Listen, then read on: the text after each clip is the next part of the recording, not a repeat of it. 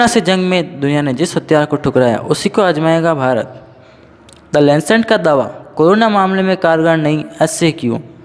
ICMR ने research में आए चौंकाने वाले परिणाम। कोरोना वायरस की वैक्सीन बनाने के लिए पूरा विश्व प्रयास में जुटा है।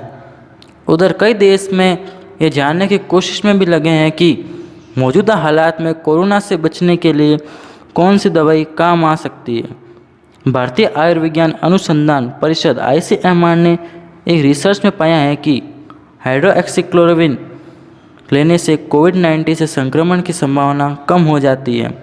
यह रिसर्च इसलिए भी महत्वपूर्ण है क्योंकि हाल ही में एक रिसर्च सामने आई थी जिसमें कहा गया था कि इस दवाई का कोरोना के खिलाफ कोई कारगर प्रभाव नहीं है, बल्कि इस दवाई से कोरोना मरीजों में कार्डियक रिस्क यानी कि हृदय संबंधी खतरा बढ़ जाता है।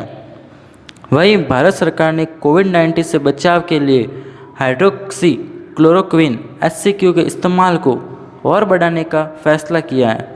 ICMR ने मलेरिया के इलाज में इस्तेमाल की जाने वाली दवा क्लोरोक्विन और हाइड्रोक्सीक्लोरोक्विन HCQ के इस्तेमाल के लिए नई संशोधित गाइडलाइन जारी की है। इससे पहले रिसर्च बॉडी ने नई दिल्ली में 3 केंद्रीय सरकार के अधीन अस्पतालों पर इसकी जांच की है। जांच में पता चला है कि वैसे हेल्थ वर्कर कोविड-19 केयर में काम करने वाले भी जिनको HCQ प्रोफिलैक्सिस दिया गया था, उनमें SARS कोविड-2 के संक्रमण की संभावना बेहद कम थी। वहीं एक दूसरी स्टडी जो भारत के सबसे बड़े अस्पताल अखिल भारतीय आयुर्विज्ञान संस्थान एम्स के 334 हेल्थ वर्कर्स पर की गई थी, उसमें पता चला है कि 248 वर्कर जिन्होंने औसतन 6 सप्ताह तक इस दवाई का सेवन प्रतिबंधक के तौर पर किया, उसमें संक्रमण की संभावना दवाई नहीं लेने वाले की तुलना में काफ़ी कम थी।